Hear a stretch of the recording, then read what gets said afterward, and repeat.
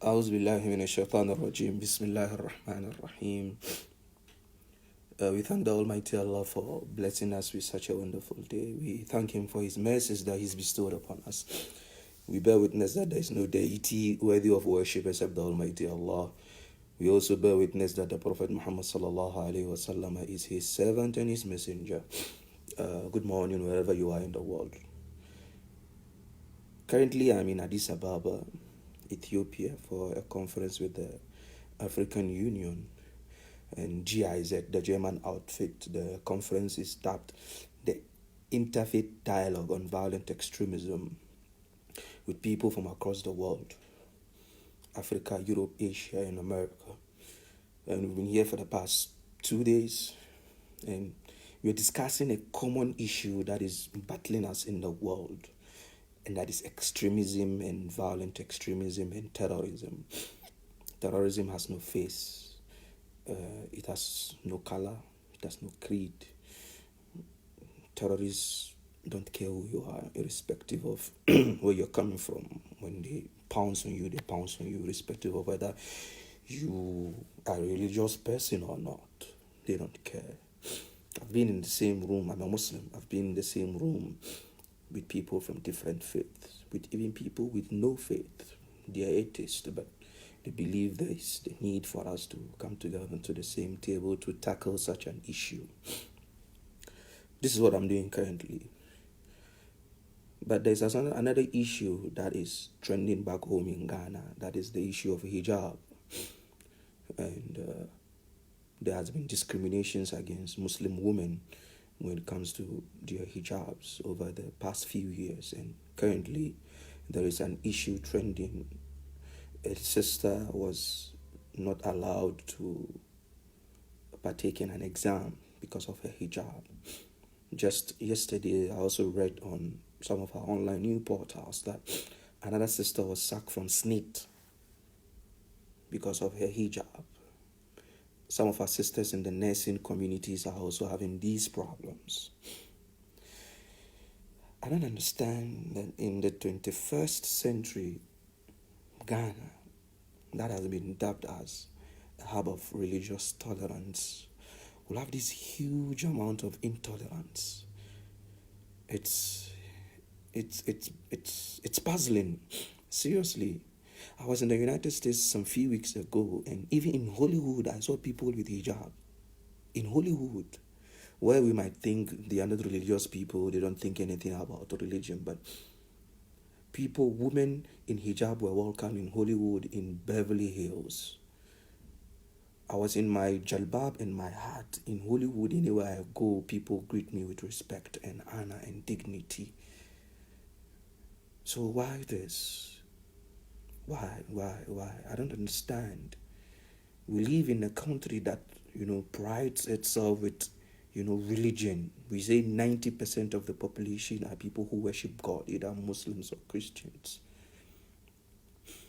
What has changed? I went to St. Augustine's College, senior high school. We had a mosque on campus. When it's time for Ramadan, we were given special food. Our patron at that time was the assistant headmaster, Mr. Paul Asamoah. I remember vividly. He even sometimes go with us to our programs. And when it is time for Eid, we are given exeats to go home to celebrate Eid. So, where from all this intolerance from? I don't get it. And most often than not, it is found out that it is propagated or perpetrated by people who have religious inclinations. Some of these are people who are held high in their religious circles. They are either elders in the churches, or they are deacons, or they are bishops, but they find it intolerant when the Muslim woman is in a hijab. I don't know what they will do if they see Mary, Jesus' mother, today. So we need to rethink. The way we are doing things in our country. Seriously. Because things that are not even as serious as this in some part of the world has breeded serious tensions, war, killings. Our neighboring countries are not that stable when it comes to, peace and stability. Burkina Faso recently has been attacked by extremist views. Togo is in a political, instability. Nigeria is recovering, she's recuperating. Chad is in a mess. The eastern part of Niger is not stable. Côte d'Ivoire is recuperating from a mess. And we are in Ghana, we don't want to take heed. Because of some people's foolish pride, we want to throw this country into chaos and confusion because of what a woman wants to put on her head. I don't get it. Another issue is I also followed this discussion on the internet, on social media, and there was this point of view from some Muslim young students of knowledge who were saying some people don't deserve to be on the campaign trail for the right of hijab because they don't wear hijab. Excuse me, that's another foolishness. Excuse my language, but that's another foolishness. That because there's a Muslim sister who is not a hijabi, she doesn't have the moral right to join the crusade or to join the fight against this discrimination. Excuse me, what are you saying? That's funny. Because during the time of the Prophet Muhammad sallallahu alaihi wasallam, especially at the Battle of Ahzab, he called upon Jews to come help defend the city.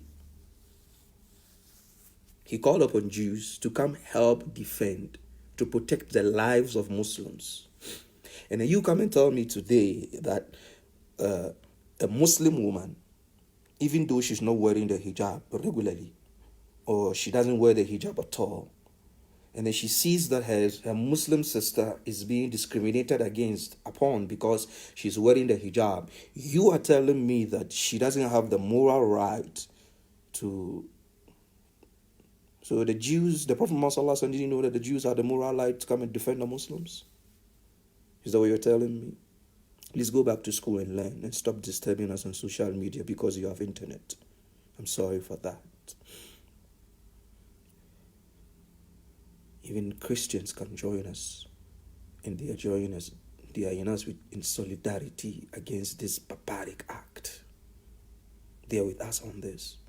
And then you, a Muslim, tell us, no, please, don't get me annoyed this morning. And then there's also this issue of, the issue of hijab, whether it is mandatory or not. There are some issues in Islam that have difference of opinion. Yes. There are some verses in the Quran that have different, interpretations. Yes, and it's even from the Sahaba. Yes, there are some issues even the Sahaba themselves, disagreed upon interpretation of the verses in the Quran. Yes, there are some issues like that. But hijab is not one of them. Hijab is not one of them. Hijab is mandatory. Not for only females, for males as well. When we talk about hijab, we are not talking about only the women, only our sisters. And when we talk about hijab, we are not talking about the hijab of putting on something on her head to cover her hair. No, that's not what hijab is. Pick the verses of Surah An-Nur. وَقُلْ لِلْمُؤْمِنِينَ يَغُضُّوا مِنْ أَبْصَارِهِمْ. And pick the other one in Surah Al-Ahzab where the Almighty Allah said, يا أيها النبي قل لأزواجك وبناتك ونساء المؤمنين يدنين عليهن من جلابيبهن ذلك أدنى أن يعرفن فلا يؤذين وكان الله غفورا رحيما. These verses are clear-cut on hijab. There's no difference of opinion on that. The only difference of opinion in the issue of hijab is al-khimar, al-burqa, where the woman covers her face. That is where the scholars have difference of opinion. Some say, yes, she must cover her face. Some say, no, it is optional for her whether she covers her face or not. That's the only point. But for her to wear the hijab, it's compulsory. My sister, maybe you're struggling with hijab. Maybe your upbringing was not that instituted more on the hijab. Maybe the community you grew up in, maybe your understanding. I don't hold that against you. I don't do that. But it doesn't also prevent me from telling you that not wearing the hijab is not right in Islam. It's not right in Islam. You must start. Let's encourage each other to do the right things. Nobody is a saint. We are not saying those in hijab are saints. We are not saying even those of us who mount the pulpit every Friday to speak to you are saints. We are all sinners. Islam is a religion of sinners.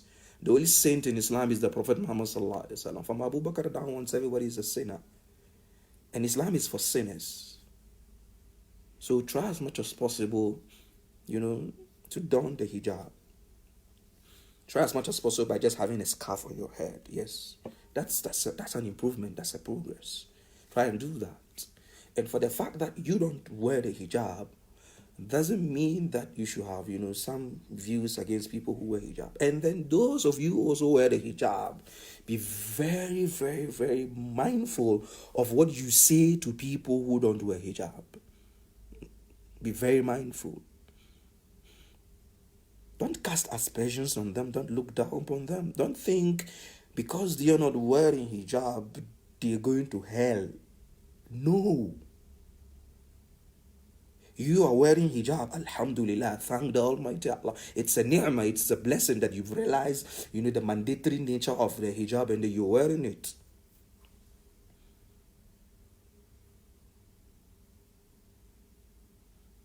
Thank you. What I say, Islam is for sinners. Islam came to reform people. And people who need reform are the people who have broken, who are sinners. So that's what I mean by Islam is for sinners. Islam is not only for the saints. Islam is not only for people who pray 5 times a day. Islam is not only for people who offer zakat all the time. Yes, Islam is for that lady who is struggling to perform 5 times prayers daily. Islam is also for her. Islam is also for that sister who finds it difficult to fast, regularly in Ramadan. Islam is also for that Al-Haji who has money but is refusing to pay zakat. Islam is also for him. Yes, he's doing something not appropriate in Islam, but Islam is also for him. He is part and parcel of the Muslim fiber. He's part and parcel of it. Hey, Tankwa, I've also missed you. Thank you. Islam is also for him. Islam is not about being perfect up there. No. That is not Islam. Islam is also for those of us who are struggling, to update our status with Allah. Islam is also for those of us who are trying to make ends meet in the spiritual realm. Islam is also for those of us who are struggling with our souls when it comes to offering salah all the time. Islam is also for those of us who are struggling to do dhikr all the time. Islam is also for those of us who are struggling with the Monday and Thursday fasting. Islam is also for those of us who have money but are thinking twice of whether to pay zakat or to go to Hajj. I am not in support of those acts. When people don't pray regularly, when people don't fast, when people don't go for Hajj when they have the income, I'm not in support of those acts. But I'm saying that for that reason, Islam came to reform them. So it's also for them too. Unless someone does anything of the nawaqidul Islam, we have things that take people out of Islam. Yes, it is true. people are Muslims, but sometimes they do some activities that takes them out of Islam. Yes, it is true. Unless someone does that and then he goes out of Islam, anybody who is within Islam and is a sinner, Islam is for him. I am a sinner. I'm not a saint. And that's what I mean when I say Islam is for sinners. Thank you for that question. So those of us who are, wearing the hijab all the time,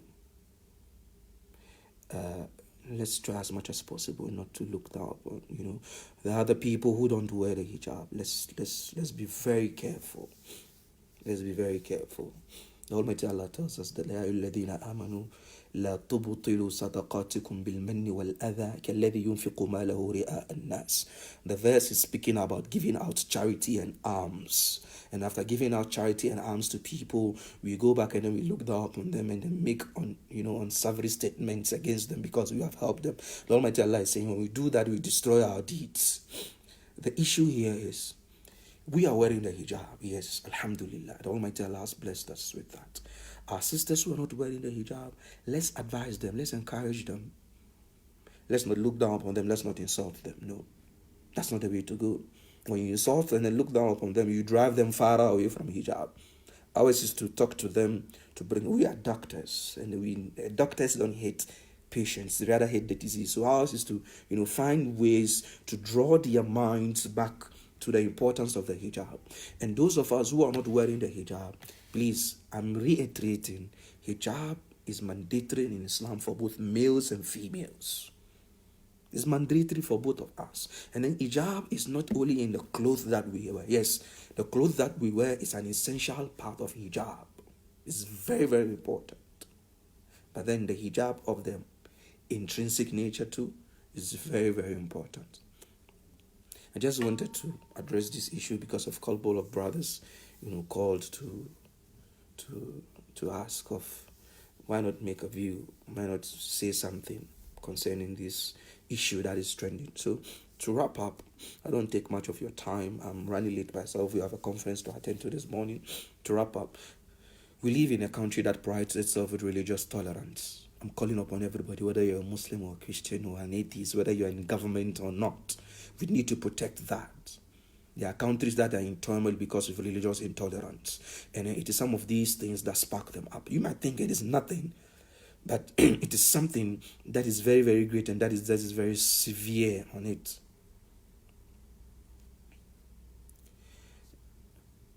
I listened to a scholar today on the issue of hijab in our seniors. He said if the rule says ladies should not put on their hijab during exam, there's no need to wear it. I'm sorry, but which examination rules state that students should not wear their hijab when they go to schools? Which rules? It's very funny, you see. It's very, very funny. And it's very, very saddening too. Which rules? They should spell it out.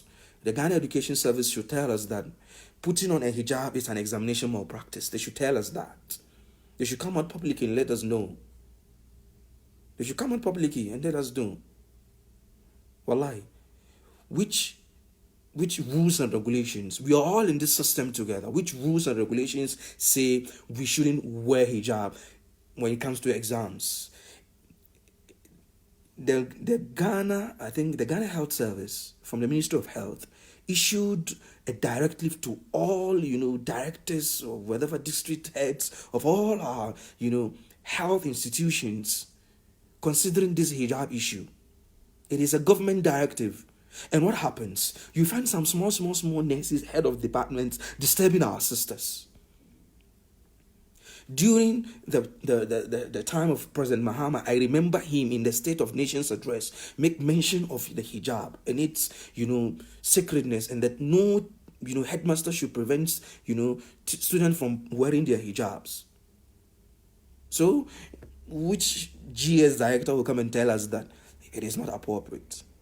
And, all this is stemming out from the fact that, excuse me, I didn't want to bring this in, but I need to bring it in, that leadership, Muslim leadership in this country, there is a long way to go. We have to do a lot of things. Seriously, when I say Muslim leadership, I don't mean any imam's office. No, that's not what I mean.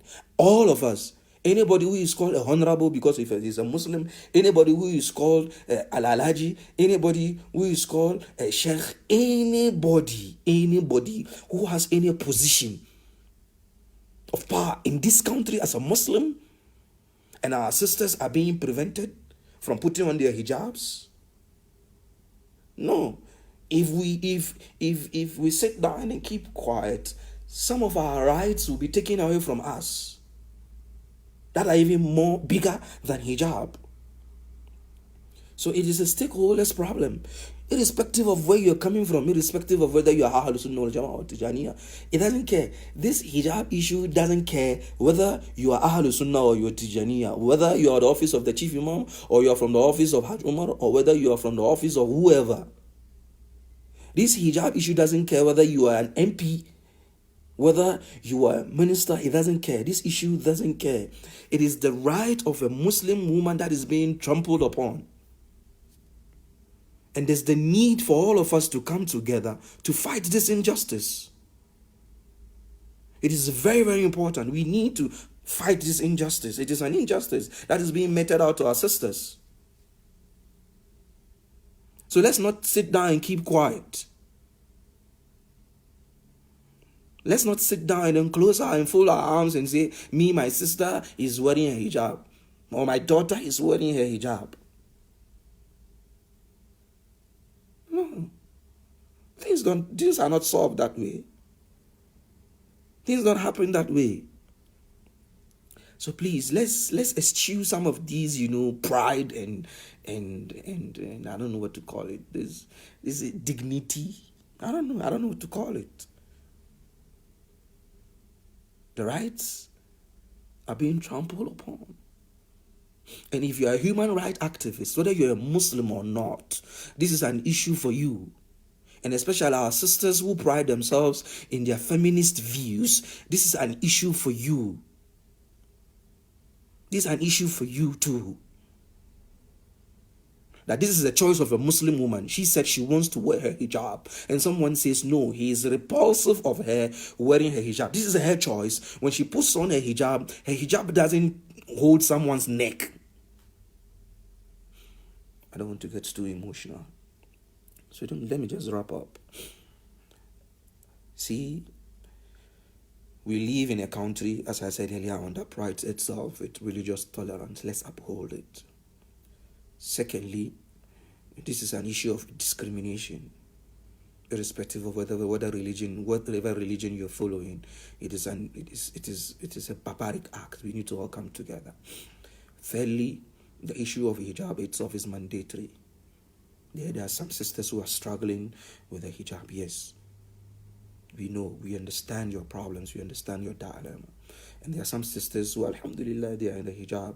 We need to have a balance between the two. Those of us who are struggling with the hijab shouldn't look down upon the hijab as opinionated. Someone says it's an Arab culture. No. It is an injunction in the Quran. And the Quran didn't come only for the Arabs. It came for humanity.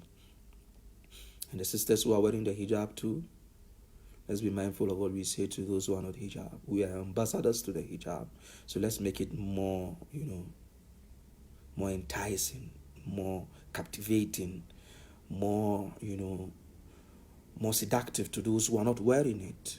So if you are in hijab and someone else is not in a hijab, if your actions make hijab more repulsive to her, you're not doing hijab any justice